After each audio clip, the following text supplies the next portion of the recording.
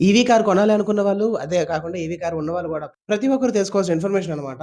చాలా మందికి డౌట్ ఉంటుంది. ఏంటి అన్నట్లయితే బ్యాటరీ ప్యాక్ ఏదైతే కిందనొస్తుందో, సో మనకేదైనా సరే కింద హిట్ అయినా సరే, ఏదైనా రాయి తగిలినా సరే, మనకేదైనా అది డ్యామేజ్ అయ్యింది అన్నట్లయితే, సో దాన్ని ఎలాగా క్లెయిమ్ చేయాలి? సో ఏంటి ప్రాసెస్ అనేదైతే చాలా మంది అడుగుతున్నారు.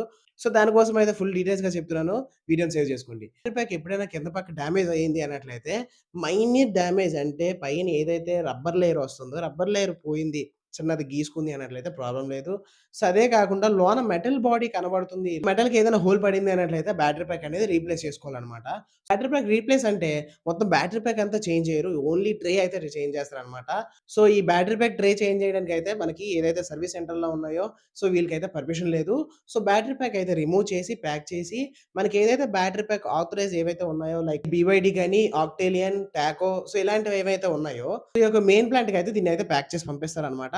సో, అక్కడికెళ్ళిన తర్వాత ట్రే అంతా రీప్లేస్ చేసి, మళ్ళీ అక్కడి నుంచి పంపిస్తారు. మొత్తం అంతా జరిగేటప్పటికి 30 డేస్ టు 20 డేస్ బిట్వీన్ అయితే అవుతుందనమాట. సో, తప్పకుండా అవుతుంది. సో, ఇంకా మేము దీనికి ఏమైనా పే చేసుకోవాలా? సో, ఇలాంటివి ఏమైనా అయినట్లయితే మీరేం పే చేసుకోవాలన్నట్లయితే, మీరేం పే చేసుకోవాల్సిన అవసరం లేదు. ఇన్స్యూరెన్స్ ఉంటుంది. మీరు ఇన్స్యూరెన్స్ క్లెయిమ్ చేసుకున్నారు అన్నట్లయితే, మొత్తం అంతా గూడా ఇన్స్యూరెన్స్‌లోనే క్లెయిమ్ అయిపోతుందనమాట.